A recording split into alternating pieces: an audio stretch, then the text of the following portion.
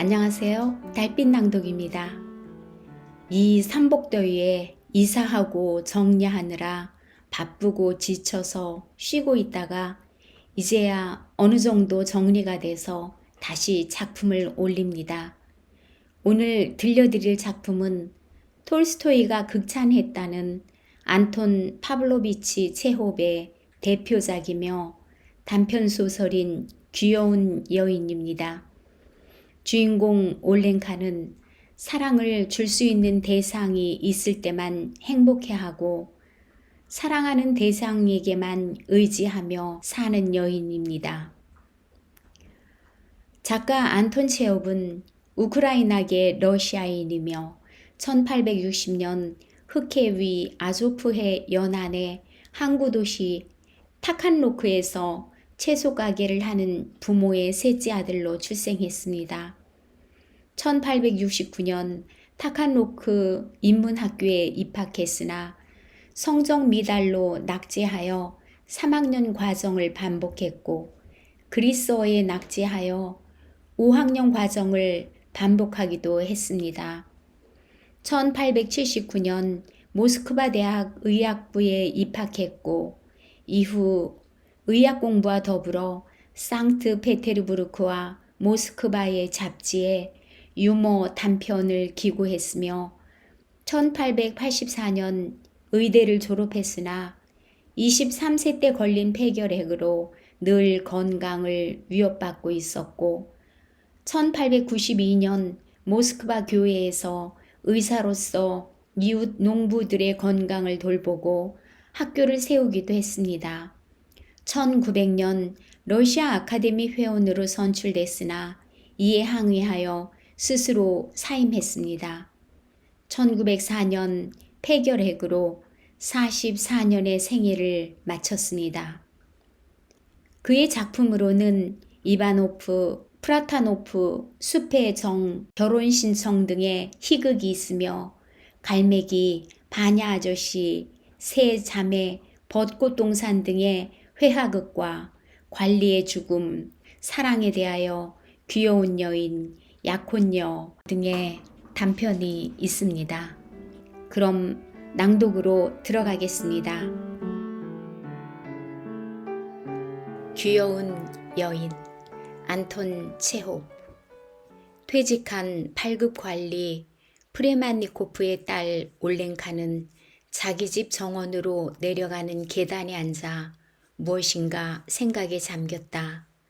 더운 날이어서 파리가 성가시게 달라붙었으나 이제 곧 저녁이 온다고 생각하자 무척 기뻤다. 동쪽에서는 검은 비구름이 몰려오고 이따금 그 방향에서 습기 찬 바람이 불었다. 안뜰의 한복판에는 유원지 티보리의 경영주의자 소유자이며 그 집의 별채를 빌려 살고 있는 쿠킨이라는 남자가 서서 하늘을 쳐다보고 있었다. 또야? 하고 그는 내뱉듯이 말했다. 또 비가 올 모양인가? 날마다 질척거리지 않고는 배기지 못하는 모양이군. 마치 일부러 그러는 것 같잖아. 이래서야 목을 매라는 것과 다를 게 뭐람. 파산해버리라는 거나 마찬가지야. 손해가 매일 이만저만이어야지. 그는 두 손을 탁 치더니 올렌카를 향해 말을 걸었다. 바로 이런 거예요. 올리가 세메노브나. 우리가 살아간다는 건 말입니다. 정말 울고 싶지요. 일한다, 정성을 들인다, 끙끙거리고 밤잠도 자지 않는다. 조금이라도 나은 것으로 만들려고 온갖 생각을 다 짜낸다. 그런데 어떤가요? 첫째는 저 구경꾼들인데 그 사람들은 교육도 받지 못한 야만인들이다 이거예요. 이쪽에서는 온갖 정성을 다해 고르고 골라 오페레타나 몽환극이나 훌륭한 가요곡의 명가수들을 내보내지만 그것이 과연 그들이 원하는 것일까요? 그 작자들한테 그런 것을 보여주면 과연 그것이 무엇인지 압니까? 그 작자들이 원하는 것은 유랑극단의 심파지요. 그리고 이 날씨를 보세요. 밤에는 반드시 비가 오거든요. 5월 10일부터 장마가 들어서 2달 동안이나 잇따라 내리다니 정말 어처구니 없지요. 구경꾼들은 거의 오지 않는데 나는 토지 사용료를 어김없이 바치고 있지 않습니까? 배우들 급료지불도 하고 있지 않습니까? 다음 날도 저녁 무렵에 비구름이 몰려왔으므로 쿠키는 신경질적으로 웃으면서 말했다. 도대체 어떻게 된 거야? 멋대로 쏟아지라고 차라리 유원지 전체를 물바다로 만들어버리란 말이다. 차라리 나를 물속에 집어넣으라지. 현세의 행복, 아니 내세의 행복 따위가 어떻게 되든 내가 알게 뭐야. 시베리아로 유형을 보내도 상관없어. 단두대도 상관하지 않겠어. 하하하. 그 다음 날도 마찬가지였다. 올랭카는 잠자코 진지한 표정으로 쿠킨의 말을 듣고 있었는데 때로는 그녀의 눈에 눈물이 괴일 때도 있었다. 마침내 그녀는 쿠킨의 불행에 감동해서 그를 사랑하게 되었다. 키가 작고 바짝 마른 사나이인데 누런 안색에 조금밖에 없는 귀 밑 털을 산뜻하게 쓰다듬어 붙이고 답답하고 가는 음성으로 말하며 말할 때는 입이 삐뚤어지는 것이 버릇이었다. 그의 얼굴은 언제 봐도 절망의 빛을 띠고 있었으나 깊은 감동을 불러일으켰다. 그녀는 언제나 누군가를 사랑하고 있었으며 사랑 없이는 견디지 못하는 여인이었다.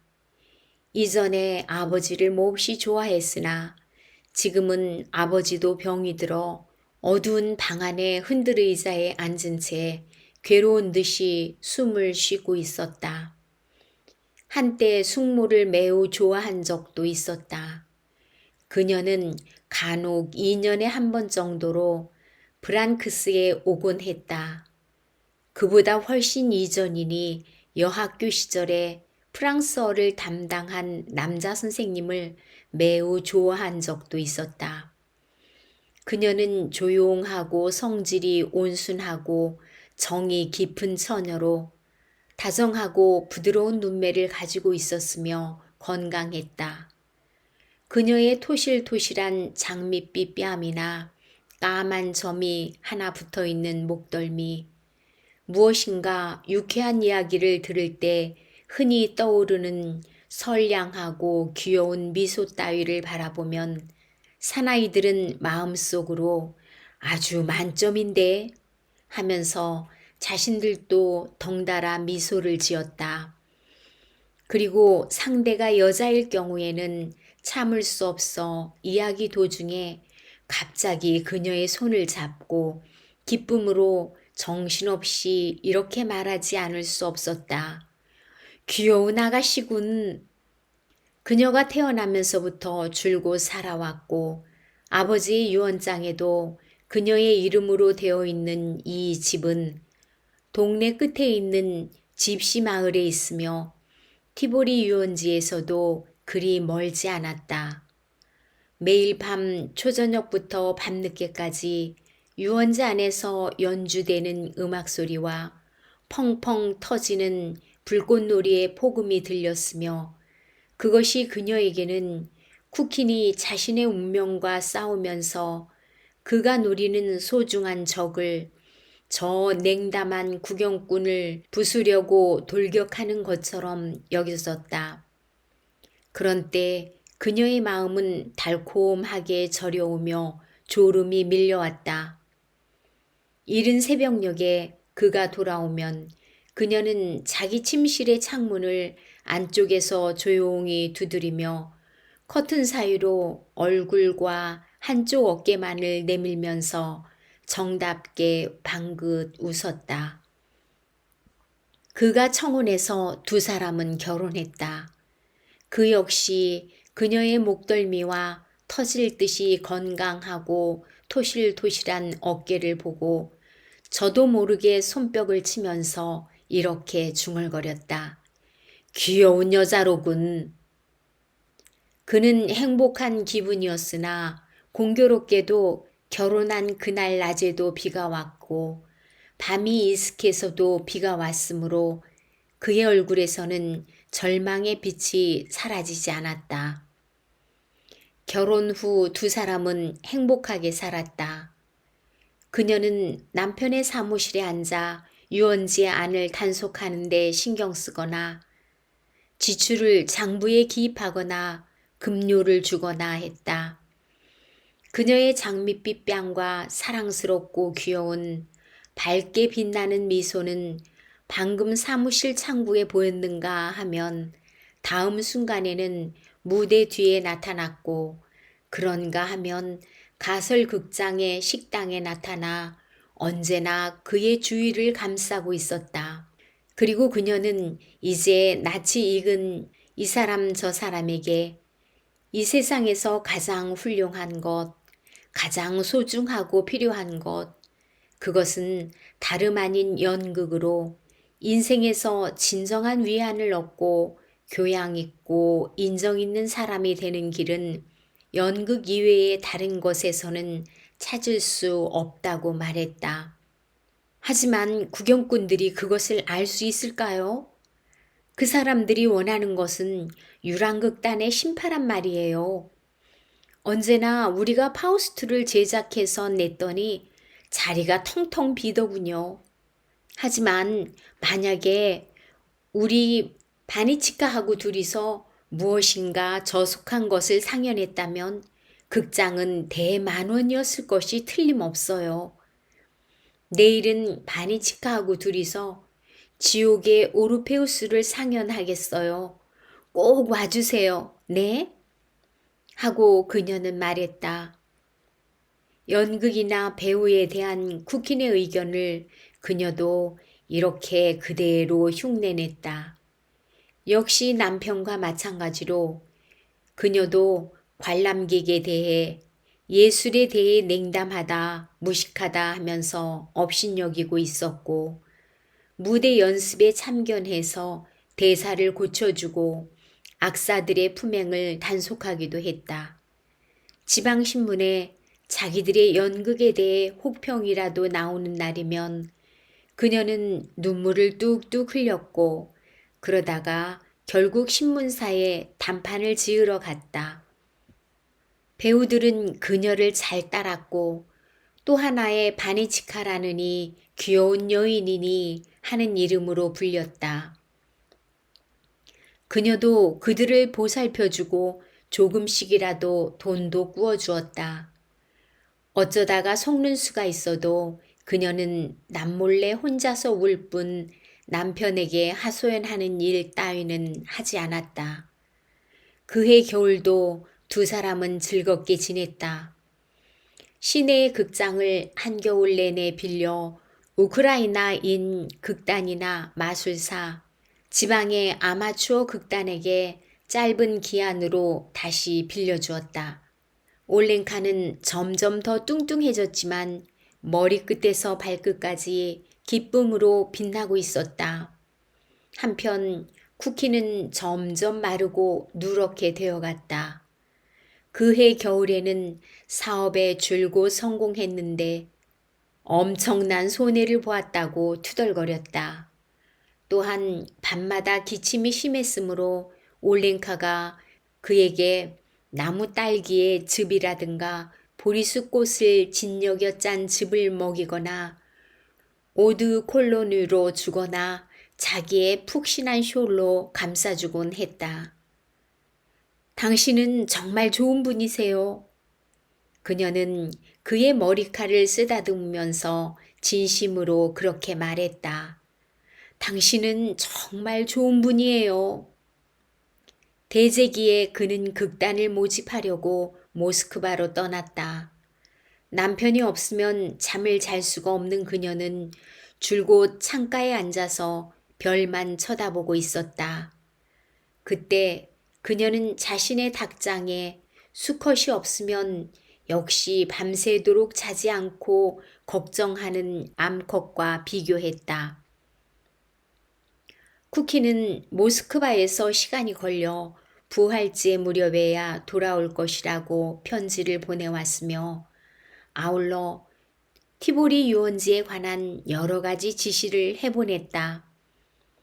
그런데 순환주의 월요일이 되는 늦은 밤 갑자기 불길한 노크 소리가 문 밖에서 났다.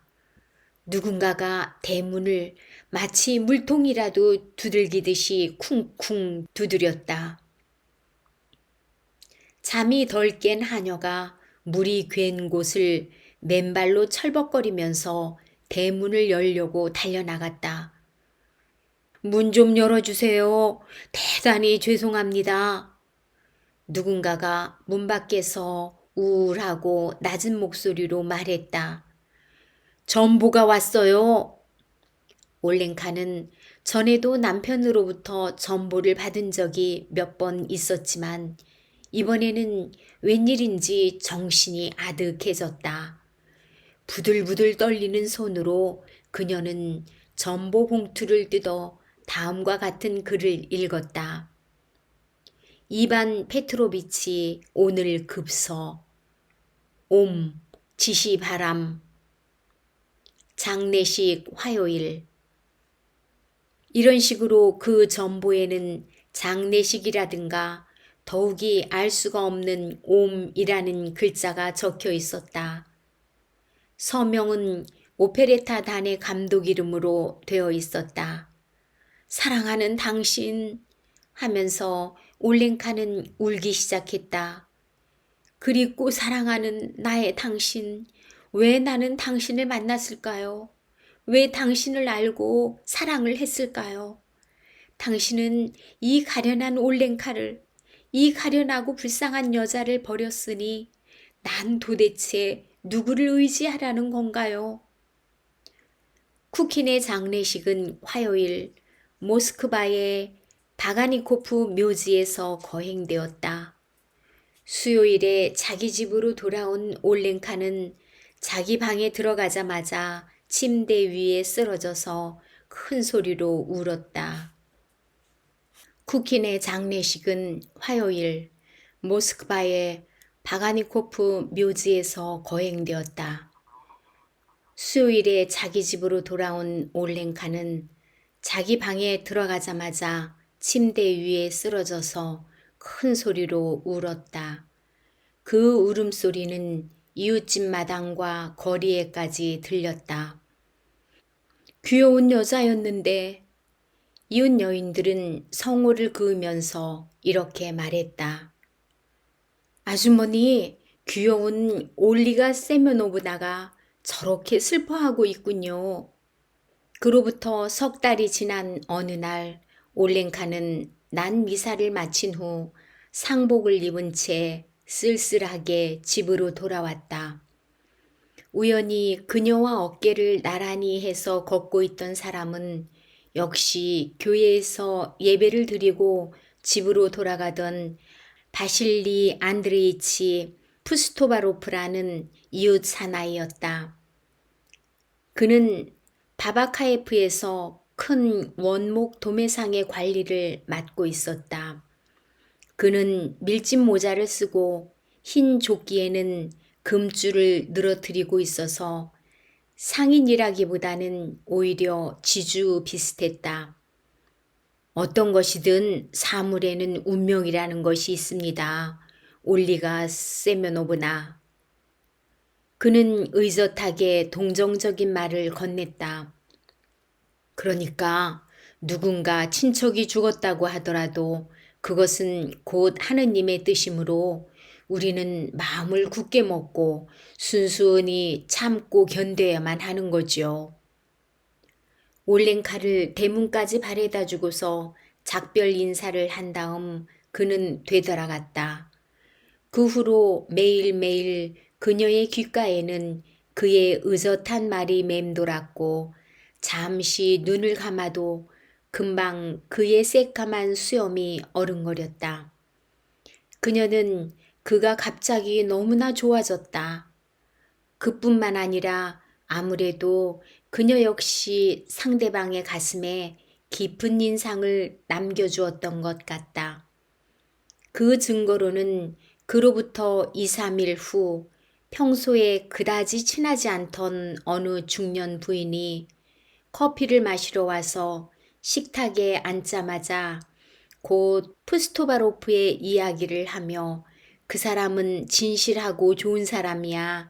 그 사람이라면 어떤 색시라도 기꺼이 시집갈 것임에 틀림없다. 라고 늘어놓았다. 그로부터 4일 후 이번에는 푸스토바로프가 직접 찾아왔다. 그는 아주 잠깐 동안 10분 정도 머물렀을 뿐 별 말이 없었다. 하지만 올렌카는 그를 몹시 사랑하게 되었다. 뿐만 아니라 그것이 또 보통 연정이 아니어서 그날 밤을 뜬 눈으로 지새웠으며 마치 열병에라도 걸린 것처럼 몸과 마음을 불태워 날이 새기가 바쁘게 그 중년 부인을 불러오도록 심부름꾼을 보내는 소동을 벌였다. 곧 약혼 예물을 교환하고 그들은 마침내 결혼식을 치렀다. 대개 그는 점심때까지 원목장에 머물렀고 그 후에는 밖으로 일을 보러 나갔다. 이럴 때면 올렌카가 저녁 때까지 사무실에 앉아 계산서를 작성하거나 상품을 보내거나 했다.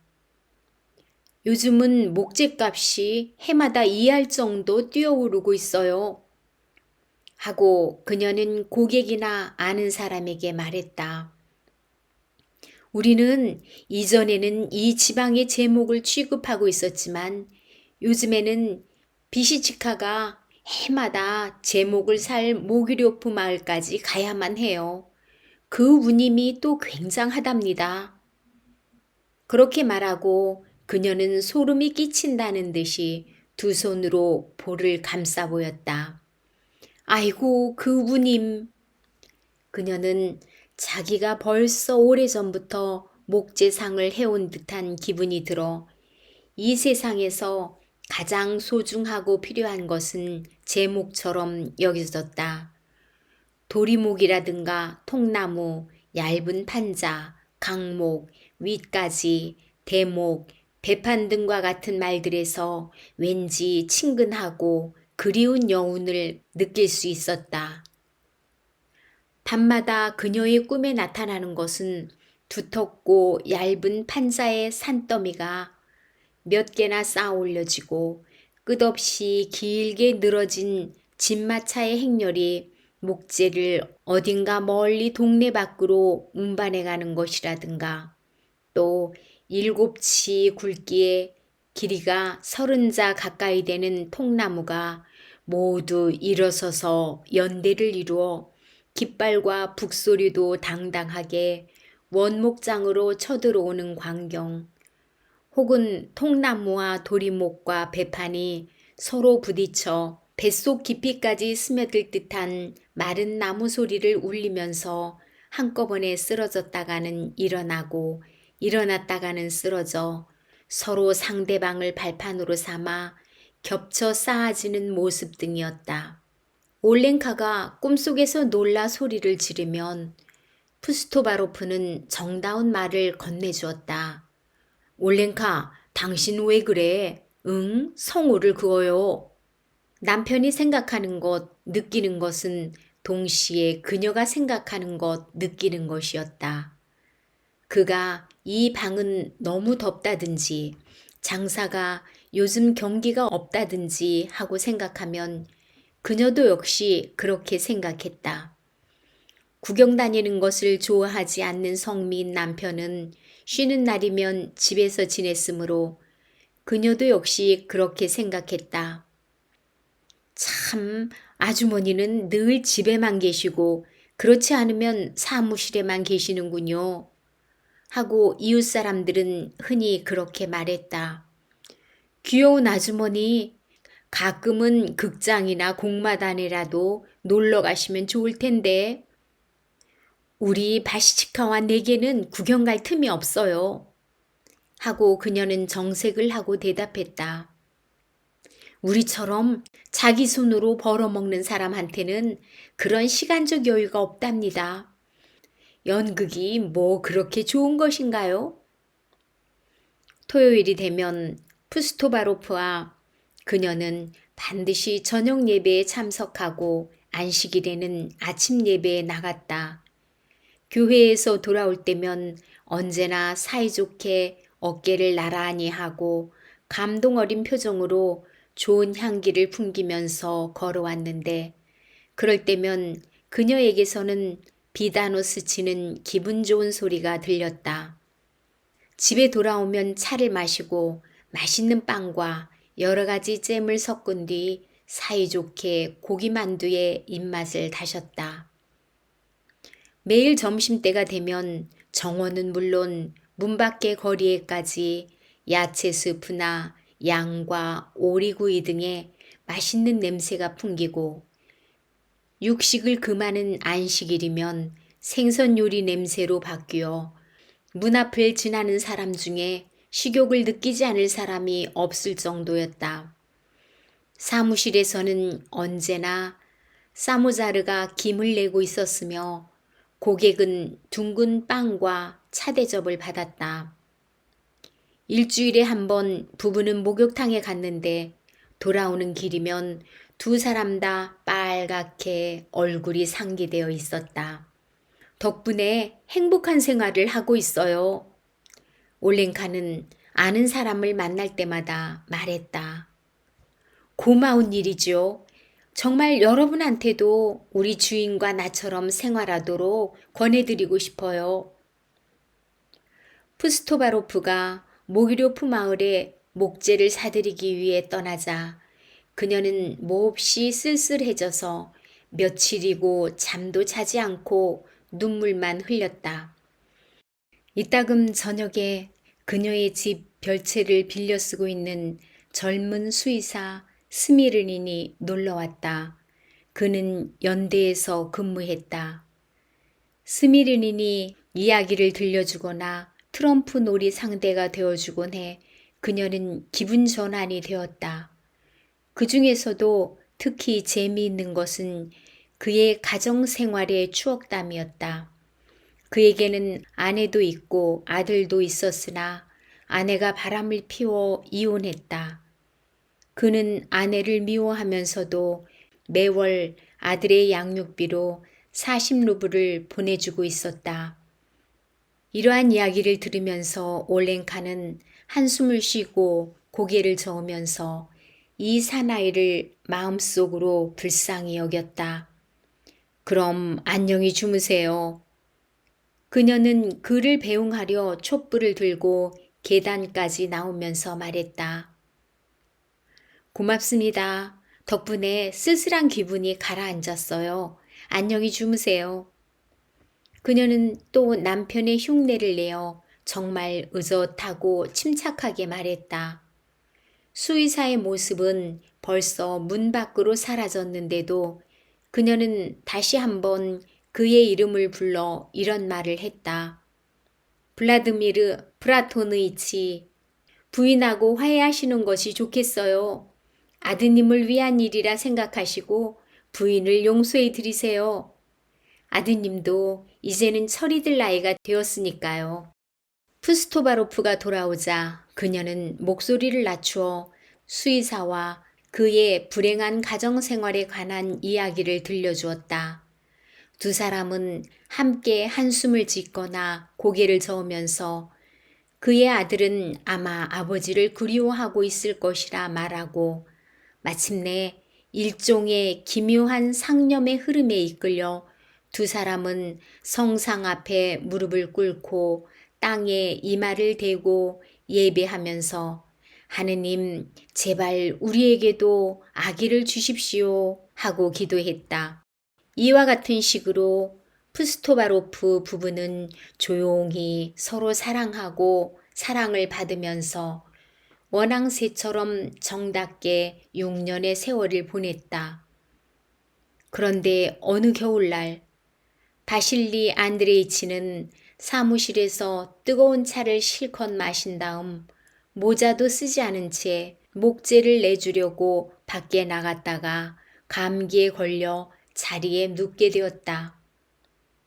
이름난 의사들의 치료를 받았으나 끝내 병마를 이겨내지 못하고 넉 달 동안 앓은 후 죽었다. 올랭카는 또다시 과부가 되었다. 이렇게 나를 두고 갔으니 도대체 난 누구를 의지하라는 거예요, 여보. 남편을 묻고 난 다음 그녀는 흐느껴 울었다. 당신이 돌아가셨으니 이제 앞으로 어떻게 살면 좋아요? 이 불쌍하고 불행한 나는 말이에요. 친절하신 여러분, 나를 불쌍히 여겨주세요. 하늘에도 땅에도 친척이라고는 없는 이 여자를 말이에요. 그녀는 줄곧 검은 옷에 흰 상장을 달고 모자와 장갑은 일체 사용하지 않기로 했다. 외출하는 것도 이따금 교회나 남편의 묘지에 참배하러 가는 것이 고작이었으며 마치 수녀처럼 틀어박혀 지냈다. 이렇게 6개월을 지내고 그녀는 겨우 상장을 떼고 창의 덧문도 열었다. 이따금 아침나절에 그녀가 식료품을 사려고 하녀를 데리고 시장에 나가는 모습이 눈에 띄었으나 집안에서 어떤 생활을 하고 있는지 집안 형편이 어떤지 추측으로밖에 알 도리가 없었다. 그 추측에 발단이 된 것은 이를테면 그녀가 정원에서 수의사를 상대로 차를 마시거나 그가 그녀에게 신문을 읽어주는 광경을 본 사람이 있다든지 또는 우체국에서 만난 안면이 있는 어느 여인에게 그녀가 이런 말을 했다는 따위의 일이었다. 우리 동네에서는 수의사가 가축 검사를 제대로 하지 않기 때문에 그로 인해 여러 가지 병이 생기는 거지요. 사람들은 항상 우유에서 병이 생겼다던가 말이나 소에서 병이 감염되었던가 그런 얘기만 하지요. 정말 가축의 건강은 사람들의 건강 못지않게 주의하지 않으면 안 돼요. 그녀가 말하는 것은 바로 그 수의사의 생각 그대로이며 이제는 무슨 일이든지 그와 똑같은 의견이었다. 그녀는 이제 누구에게든 열중하지 않고는 1년도 살 수 없는 자신의 새로운 행복을 자기 집 별채에서 찾아냈음이 분명했다. 다른 여자였다면 세상의 비난을 받지 않을 수 없을 이 사건도 올랭카에 관한 일이었기에 누구 한 사람도 나쁘게 생각할 마음이 일어나지 않았다. 그녀의 신상에 관한 일은 어떤 것이라도 극히 당연하게 납득될 수 있었다. 그녀와 수의사는 그들 사이에 일어난 변화에 대해서 누구에게도 말하지 않고 비밀에 붙여두었지만 이것이 두 사람이 원하는 대로 되지 못한 까닭은 올랭카가 대체로 비밀이라는 것에 어울리지 않는 여자였기 때문이다. 연대의 동료가 손님으로 그를 찾아오면 그녀는 차를 따라주거나 저녁을 대접하거나 하면서 소나 양의 패스트에 관한 이야기, 결핵에 관한 이야기, 그 동네의 도살장에 관한 이야기, 그리고 결핵에 관한 이야기 등을 거침없이 늘어놓았다. 때문에 수의사는 몹시 당황해서 손님이 돌아간 뒤 그녀의 손을 붙들고 화가 치민 듯 언성을 높여 말했다. 자기가 알지 못하는 얘기를 해서는 안 된다고 그렇게 부탁하지 않았소? 우리 수의사들끼리 말할 때에는 제발 좀 참견하지 말아요. 쓸데없는 얘기니까 말이오. 그러면 그녀는 소스라쳐 놀란 눈으로 두려운 듯 그를 바라보며 이렇게 물었다. 브로지치카, 그럼 나는 어떤 얘기를 하면 좋아요? 그리고 그녀는 눈에 눈물을 글썽거리며 그를 껴안고는 제발 화내지 말아달라고 부탁한다. 이렇게 해서 두 사람은 행복했다. 그러나 이 행복도 겨우 잠깐 동안이었다. 수의사가 연대를 따라가 버린 것이다. 그것도 영원히 가버렸다. 왜냐하면 그 연대가 어딘가 아주 먼 곳으로, 거의 시베리아에 가까운 곳으로 이동했기 때문이다. 그래서 올렌카는 홀로 남았다. 이번에야말로 그녀는 정말 혼자가 되었다. 아버지는 벌써 오래전에 세상을 떠났으며 생전에 그가 애용하던 흔들 의자만이 먼지 투성이가 되어 다리 하나가 떨어져 나간 채 다락방에 뒹굴었다. 그녀는 살이 빠지고 얼굴도 점점 초췌해졌다. 거리에서 만나는 사람들도 예전처럼 그녀를 유심히 보거나 미소를 지어주지 않았다. 분명히 꽃피는 시절은 지나가서 옛날 얘기거리가 되어버렸고 이제는 뭐가 무엇인지 모르는 일종의 별다른 생활, 이것저것 생각하지 않는 것이 나을성 싶은 생활이 시작되었다.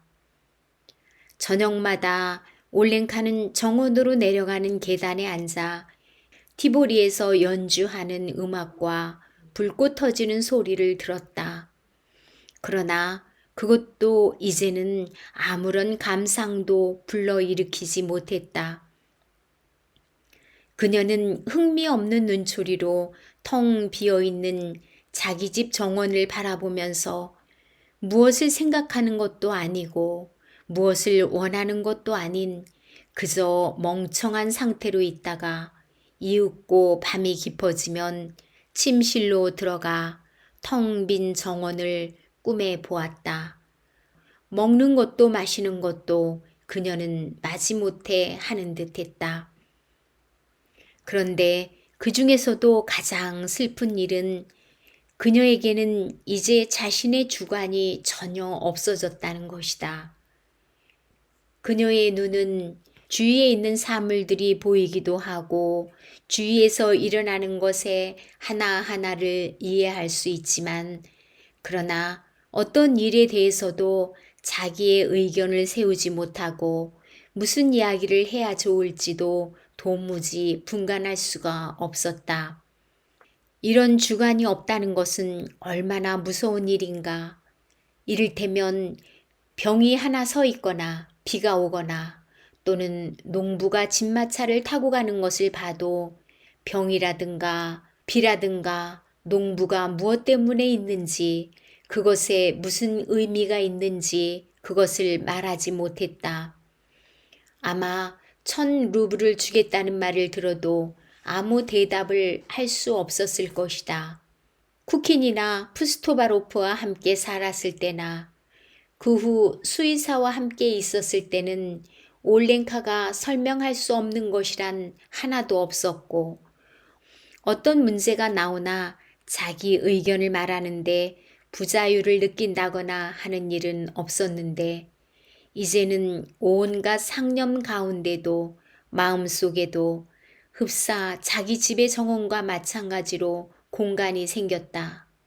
형용할 수 없는 기분 나쁜 느낌과 입맛이 쓴 느낌은 마치 쑥을 실컷 먹고 난 뒤와 같았다.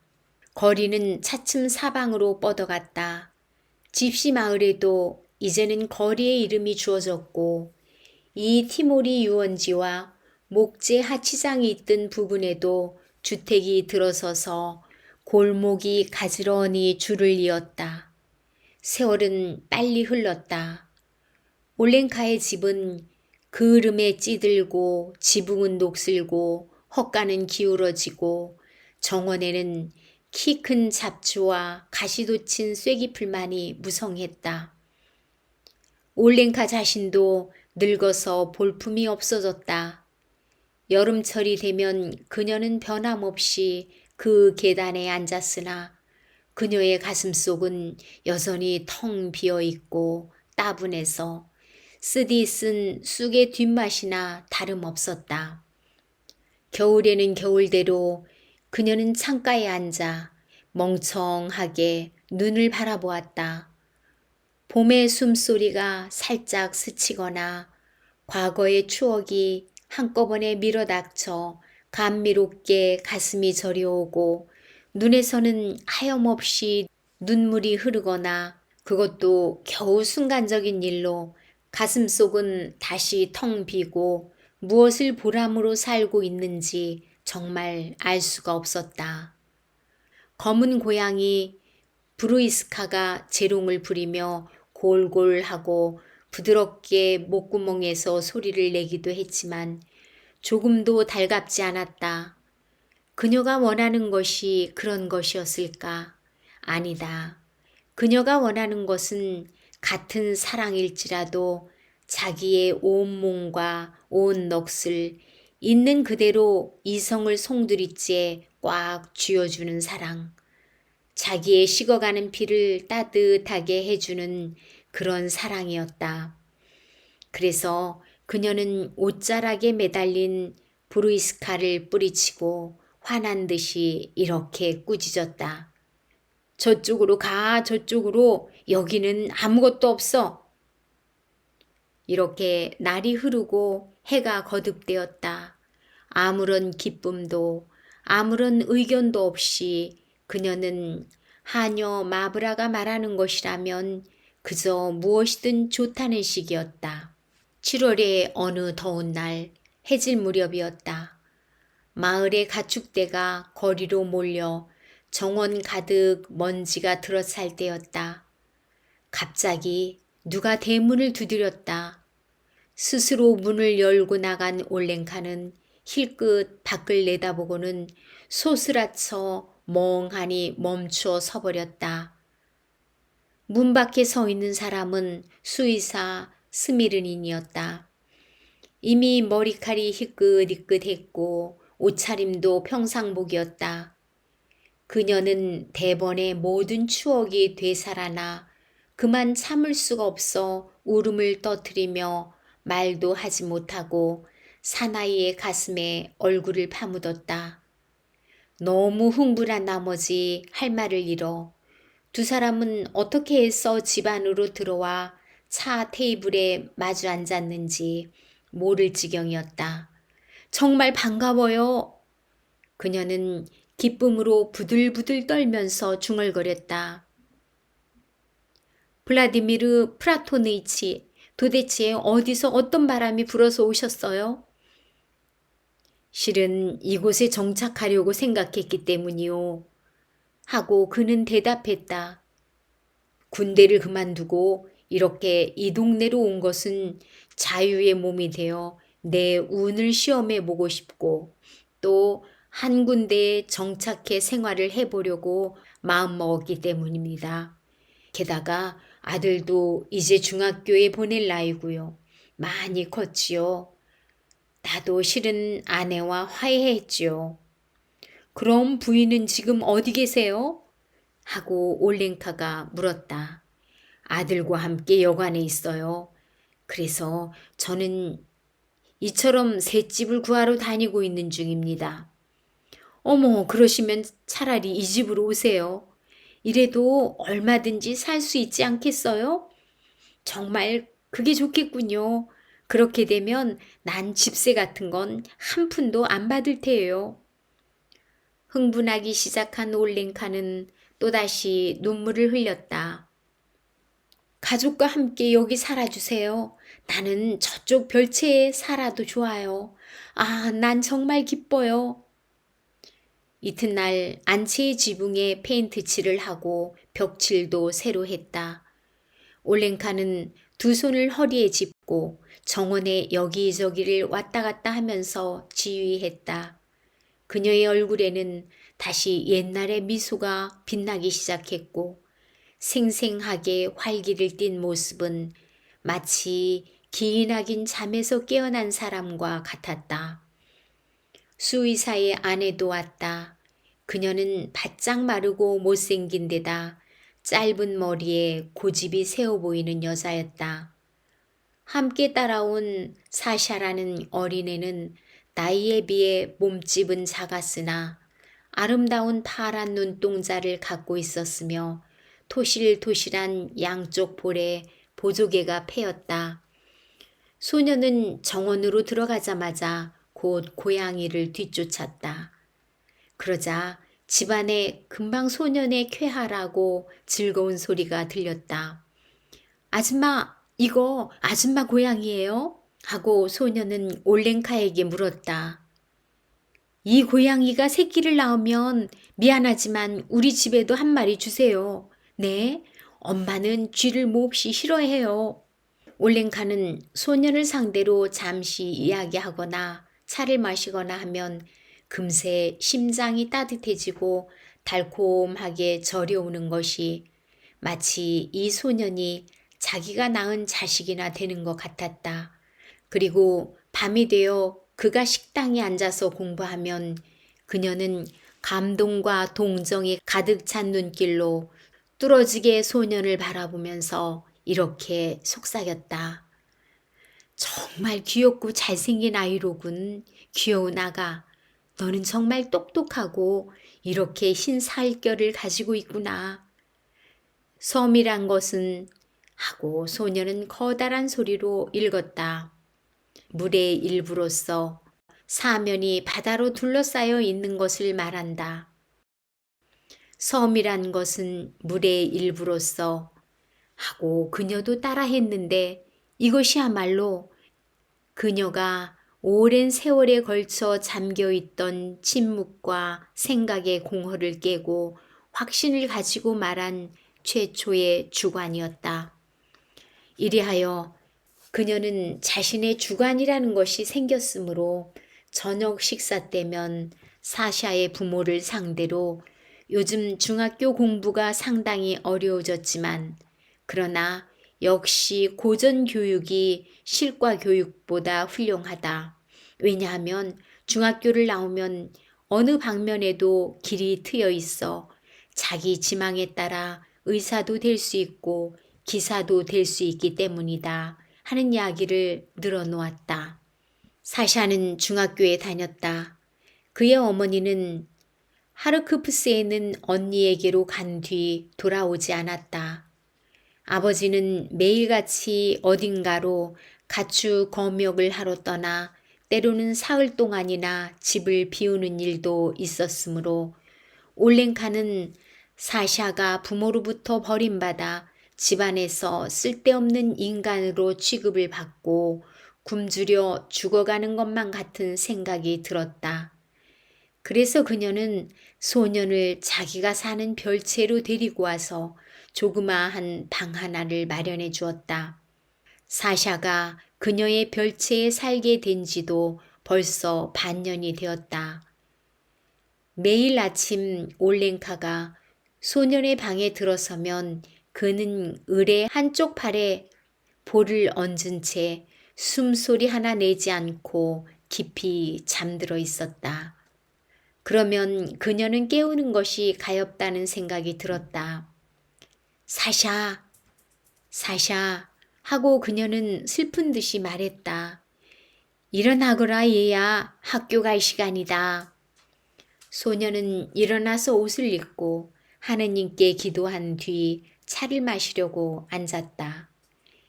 그리고 차를 3잔 마시고 커다란 둥근 비스킷 2개와 버터를 바른 프랑스빵 반 조각을 먹었다. 그는 아직도 잠이 덜 깨어 기분이 나쁜 모양이었다. 사샤, 너는 아직 동화시를 완전히 외우지 못했지? 올랭카는 그렇게 말하며 마치 먼 여행을 보내기라도 하는 듯한 눈길로 소년을 가만히 지켜보았다. 말썽꾸러기구나. 정말 잘해야 돼. 공부도 잘하고 말이야. 선생님 말씀 잘 들어야 한다.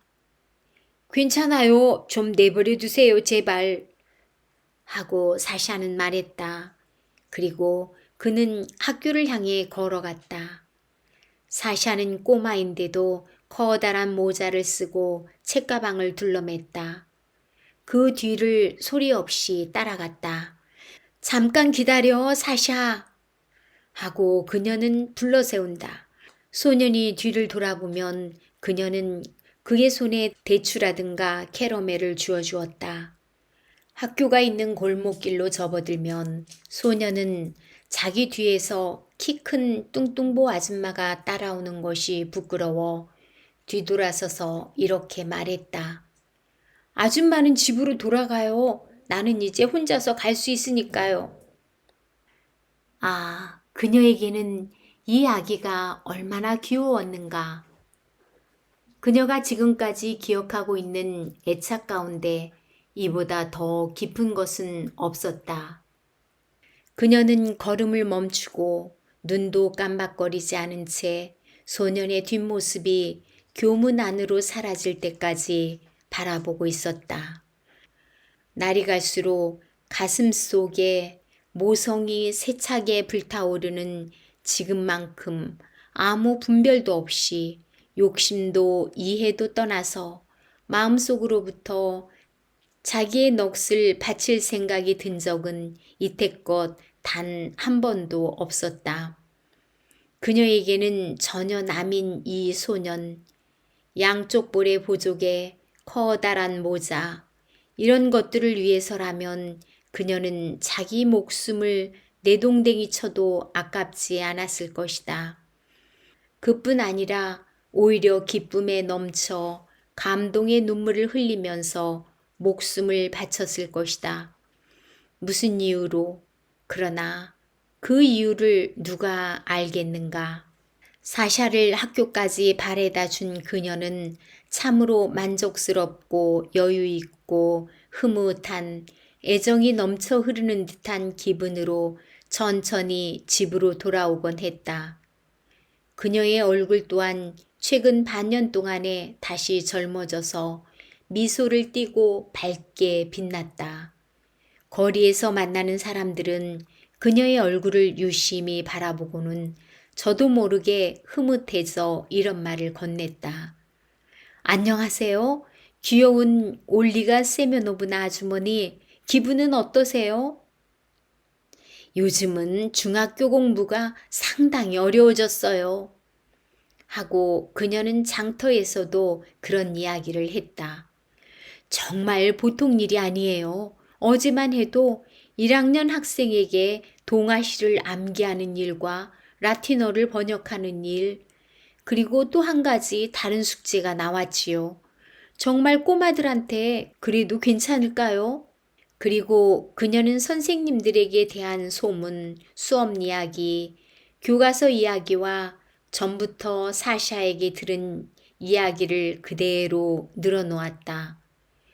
2시경부터 그들은 함께 점심 식사를 먹으며 밤에는 함께 웃으며 예습했으며 사샤를 침대에 눕혀주면서 그녀는 그를 위해 성호를 긋거나 나지막한 소리로 기도문을 외우곤 했다.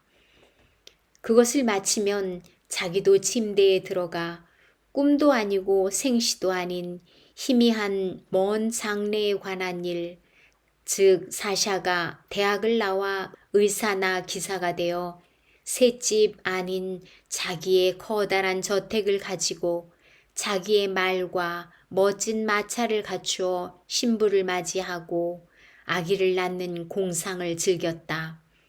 자면서도 역시 같은 것만을 생각했다. 감은 눈에서 눈물이 흘러나와 양쪽 뺨을 적시며 떨어졌다. 그리고 검은 고양이가 그녀의 겨드랑이에 안겨 자면서 자꾸 목구멍 소리를 냈다. 골골골. 그런데 갑자기 대문을 세게 두드리는 소리가 났다. 올랭카는 소스라쳐 잠을 깨고 무서움에 숨도 쉬지 못할 지경이었다. 심장의 고동은 터질 듯했다. 30초쯤 후에 또다시 두드리는 소리. 하르코프에서 전보가 온 모양이군. 하고 그녀는 온몸을 덜덜 떨면서 생각했다. 저 아이의 어머니가 사샤를 하르코프로 불러들이려고 하는 거야. 아, 어쩌면 좋아. 그녀는 정신 나간 듯한 기분이었다. 머리도 발도 손도 싸늘해지고 자기만큼 불행한 사람은 세상에 한 사람도 없을 것 같았다.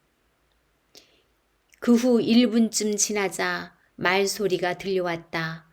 수의사가 클럽에서 돌아온 것이다.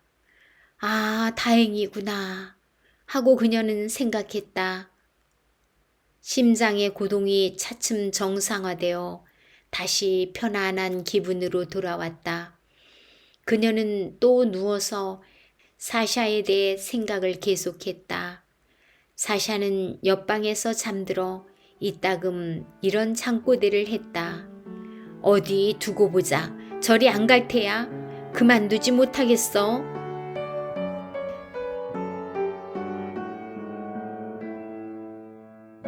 여러분, 작품 잘 감상하셨나요?